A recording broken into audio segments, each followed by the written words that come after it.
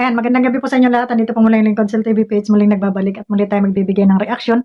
At reaction dito sa kung saan ay tawag nito. May background ako kasi nanonood ako dito kay Kindred. So, ayan. Dito sa post ni Kapitana ay may nag-comment ditong isang siraulo. Andyan sa ating thumbnail, ano? Pero bago ang lahat, shoutout muna sa Team Kalingap, shoutout sa Team Strikers. So, ayun. Ayun, sinilent lang natin at nanonood tayo sa live. Mag-live sana ako, hindi na ako naka-live kasi ang daming naka-live ngayon. Naka-live na si Sisayat, naka-live si Kindred, at ang daming naka-live ngayon. Naka-premiere pa si Kuya Ba. So, dito na lang tayo sa upload, ano. At ito nga, doon sa post ni Kapitana kanina, ay meron doon nag-comment. At congratulations sa nag-comment na chismusang pala nakagaya ng kanyang idol na si Kapitanang walang barangay, pero marami daw siyang tanod na nakabantay. Ano kaya itong mga tanod niya na ito? So, certified mga chismusa, o di ba? So, ito Ana Mel. Ayan yung kanyang ayan yung kanyang account. Nag-comment siya dito sa post ni Kapitana. Babasahin ko Ana Mel. Ana. Sabi niya, Ne Caps daw. Panoorin mo yung vlog ni Kindred kay Kuya Joseph kasi inamin ni Kuya Joseph na si Sel TV at Gimo ang nagsulsol sa kanya na wag tanggapin ang ino-offer na pabahay sa dait ng sponsor at wag maniwala kay Kindred. Kaya ayun, nagsisisi at may sagot si Sel TV dyan. Kaso parang binura niya, hindi ko na makita yung post niya. Sampal yon kay Sel TV kasi kung di dahil sa sulsul nila, maganda na sana ang buhay nila Kuya Joseph. Ito lang masasabi ko sa iyo, Ana. Ha? Anak ka ng putang ina mong tanga ka. Ha? Anak ka ng putang ina mong tatanga-tanga ka. Gagawa ka na rin lang ng chismis, may ebidensya pa. Asan yung ipinost ko na di umano ay dinilit ko.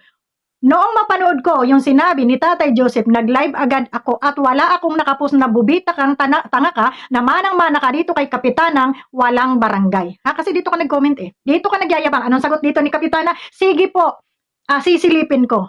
Di ba? Binigyan mo ng content si Kapitanang tanga. Na-attach sa content. Ngayon, ganito lang yan, Ana, Unang-una, wala akong ipinost na i-hide ko. Na andyan yung aking live. Naka-live, andyan, panoorin mo. Wala akong hinahide.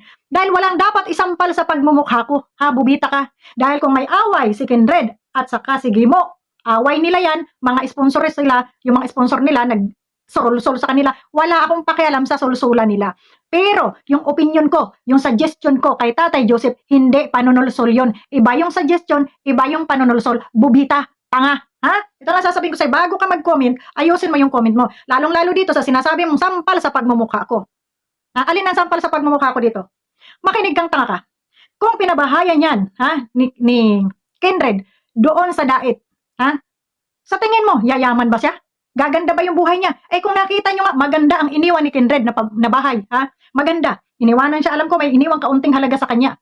Binilhan siya ng magagandang gamit. Hindi ko ito sinusumbat. Ito ay pinapamukha ko lamang dito sa putang inang tatanga-tangang piste na ito na nag-comment na walay utok, Ngayon, sa tingin mo, sa tingin mo, kung pinabahayan yun ni Kindred doon, tapos iniwan din ni Kindred, ano kaya itsura din pagbalik ni ni Kindred doon? Di ba gaganon? Lalo't lalo na, hindi naman si Kindred tagadait. Normal, aalis si Kindred doon. May iwan siya doon mag-isa. Sinong mag-aaruga sa kanya doon? Sa tingin mo, aarugain siya ng mga kapitbahay? Kung dito nga sa kanilang lugar, ayan liyang mga kapitbahay niya, kilala na siya. Kung tutuusin, itong mga kapitbahay niya, may mga utang na loob sa kanya. Tingnan mo nga itsura ng nangyari sa bahay. Diba? Hindi ako nanunumbat kay Tatay Joseph. Ipinapamukha ko lang sa yung tanga ka na kahit saan mo dalhin si Tatay Joseph, kailangan talaga ni Tatay Joseph ng maggagabay. Para ma-maintain yung kanyang linis ng bahay, kailangan mayroon talagang nagpupukpok o yung may power na magsasalita. Ay kung kapitbahay lang, walang magagawa ang kapitbahay. Diba? Diba? Ngayon, kung anong mangyari doon kay Tatay Joseph sa layo na yon, matatakbuhan ba yan kagad ng kanyang mga kamag-anak o kanyang mga mahal sa buhay? At siguro naman may mga kamag-anak si Tatay Joseph kasi sabi niya nga meron siyang isang na nagbigay pa sa kanya ng kalahating sakong bigas, andun pa at nakatayo sa maruming kanilang bahay na yon. Ngayon, bakit mo isisisi sa akin, natanga ka? Doon sa sinabi ni Tatay Joseph, Na kung tutuusin, kaya naman nilang pagyamanin kung talaga yung kanyang pamamahay na napakaliit. Gasino na yung maglinis. Gasino na yung magwalis-walis. Gasino na yung sinupin niya yung bahay. O pag wala silang trabaho sabi ko nga, pwede silang bumaba doon sa syudad. Magtinda-tinda sila. Ha? Ngayon, sasabihin mo na binura ko. Wala akong binuburang post ko. Pag kang gumawa ng kwento, nakaparehas ni Kapitanang mapagawa ng istorya. Ha? Pag kang mapagawa ng istorya, dahil napakatanga mo, bubita ka na, tatanga-tanga ka pa. Ha? Ang sasabihin mo na sampal kay Sel TV kasi kung di nagsulusol sulsulan nila na maganda sana ang buhay ni Kuya Joseph. Ako pa talaga ngayon yung sinisi mo. Ako pa talaga. Para ipaalam ko sa iyo, saan ba nanggaling si Tatay Joseph? Ako ang unang nakatulong, hindi ko man sinumbat, nabanggit lang, tulong kay Tatay Joseph. Ngayon, sabi ko nga, wala akong kakayahan ng pabahayan siya dahil wala naman akong ganun kalaki, no? Dahil ang kinikita ko, tama rin lang sa aking pamilya. Tapos halos wala rin ako makontak. Kaya pinahanap ko siya kay Gimo dahil matagal ko na siyang hindi na kukontak, ipinahanap ko siya kay Gimo. Sabi ko, Gimo, i-vlog mo si tatay, ito, puntahan mo, ito, meron akong ipinabigay na kalahating sakong bigas at kaunting cash, no, pinabigay ko. Para sabi ko, sa susunod na sweldo ko, ay mapapaabutan ko pa rin hanggang sa makahanap ako ng baka sakali na makahanap ako ng kapirahan, may paayos ko yung bahay ni tatay. Hanggang sa naisip ko nga si Gimo, dahil sila ay mga vlogger, malapit sila doon, ipinablog ko kay Gimo. Ngayon, ito pala naman si Gimo, hindi ko alam, pumunta pala siya kay Kinred para ilapit si Tatay Joseph dito kay Kinred. Diba? Pinuntahan ni Kinred hanggang sa nag-viral nga si Tatay Joseph. So, hindi na ako nakialam doon. Ito, makinig ka, bubita ha, hindi na ako nakialam doon. Pati kay Gimo, hindi na rin ako nakialam. Basta't ako masaya na napapanood ko sila na may vlog sila kay Tatay Joseph. So, although may naririnig na ako mga iringan sa mga sponsor nila, base sa mga komento dyan, pero hindi ako nakialam at wala akong kakilalang mga sponsor nila. Kaya, wag na wag mo akong pagbintangan. Isang beses lang kami nagkausap ni Tatay Joseph, sa text pa yon, ha? Sa chat pa yon. Sabi ko, tay, mag-isip ka muna kung doon ka magpapabahay. Kasi hindi natin lugar yon, hindi mo lugar yon. Mas maganda na, dyan ka magpabahay, sabihin mo kay Kinred, dyan ka magpabahay, at sa luti mo, ano man ang mangyari, iwanan mo man yan, saan ka man pumunta, mayroon kang babalikan. Kung hindi maganda yung mo kung saan kang lugar, mayroon kang babalikan na bahay mo. At least yung bahay na andyan lang, nakasecure na. Oh, kagaya ngayon, kung saan silang lugar,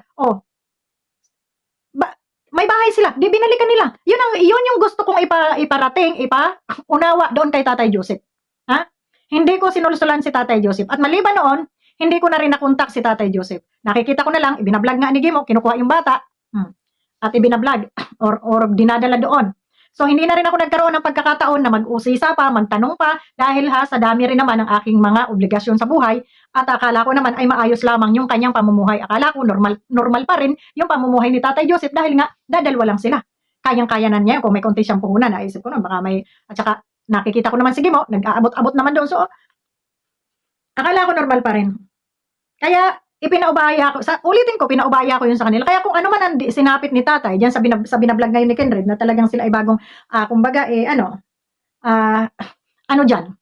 kumbaga, bagong umpisang muli, no? Bagong umpisang muli. Huwag mo akong idamay, ha? Tanga-tanga. Hindi ko mo kay sinabi ni Tatay Joseph na pinigilan ko siya, ay tama na yung kanyang sinabi, ha? Malay mo, ano lang yung tao dahil naghihirap siyang muli.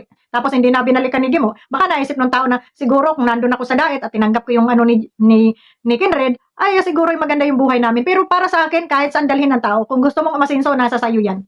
Yun naman yung aking pananaw sa buhay. No?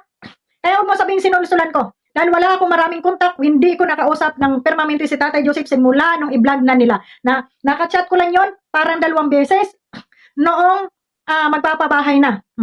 At nakontak ko pa yung kanyang cellphone. Simula noon, hindi ko na siya nakausap pa. Dahil busy na rin ako, nawala na rin ako ng kontak sa kanila kasi ang pagkakaalam ko, maganda na yung sitwasyon nila. Ngayon, ikaw na nag-comment, na tatanga-tanga kang putang ina ka, manang-mana ka dyan kay Kapitanang Uplok. Ha? Huwag mo akong ginagawa ng kwento. Na kesyo, nag-post ako at dinilit ko. Naandyan yung video ko, wala akong idinidelete dyan. Ha? At wala rin akong masamang sinabi kay Kinred. Wala akong masamang sinabi kay Tatay Joseph. Pinaunawa ko lang na bakit ako ang sisisihin, ha? Ng paghihirap nila. Samantalang kung tutuusin, ako pa nga yung prosigido na gusto kong matulungan sila. Bakit ko naman kung talagang alam ko na pagyaman ang kanyang pupuntahan doon, bakit ko naman siya pipigilan? Ha? Nag-suggest lang ako. Hindi masama yung isinuggestion ko na doon siya magpabahay sa sarili niyang lote dahil may lote naman siya.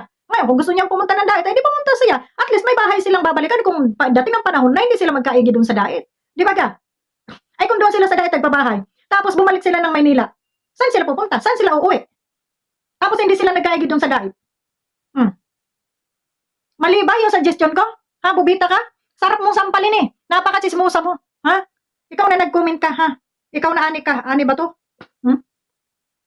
Ana pala. Ha, ikaw Ana. Masyado ka nagmamagaling eh. Bubita ka naman eh. Manang-mana ka dyan sa kapitana mong, uplok. Ha? Huwag kayong gumawa ng kwento. Ha? Na wala naman kayong basehan. Sasabihin mo, eto, binura ko. Wala akong binuburang post. Ano, buburahin ko? Bakit matatakot ako? At sasabihin mo, sampal sa pagmumukha ko. Anong sampal? Anong sampal dito sa pagmumukha ko? Yang mukha mo ang sampalin mo dahil tanga ka, magko-comment ka lang, bobo ka pa. Diba? Ano sabi ni Kindred? Nadamay lang ako dyan. Totoo, hindi ko naman yung tinatanggihan. Sinabi ko yan kay Kindred, totoong sinabi ko yan, pero suggestion ko lang yan. Sabi ko, nasa kanya pa rin yung desisyon. Kung talagang gusto niya pumunta doon, hindi ko naman siya pipigilan. Ang importante, may bahay siya dyan. Na ano man ang mangyari, in case of emergency na hindi sila magkaigi doon sa kung saan man sila dadalhin ng kanilang kapalaran, may babalikan silang pamamahay nila. Diba? So, yun. Bubita, kapitana, yung iyong aso, ha? Magko-comment na lang, tatanga-tanga pa kaparehas mo, ha? Di ba? So, ayan ang paliwanag ko sa'yo, maliwanag. Ngayon, kung nalalabuhan ka pa at ayaw mong at may sarili kang mundo, problema mo na yon. Pero ito lang sasabihin ko sa inyo, huwag niyo akong sisihin sa nangyari ngayon sa buhay ni Tatay Joseph. Dahil hindi naman ako nakatutok sa kanila. Hindi sila yung lagi kong sabihin, priority ko sila. May pamilya akong inaasikaso. Marami akong kamag-anak na naghihirap din na kailangan din ng tulong. Hindi ako mayaman, hindi ako charity vlogger.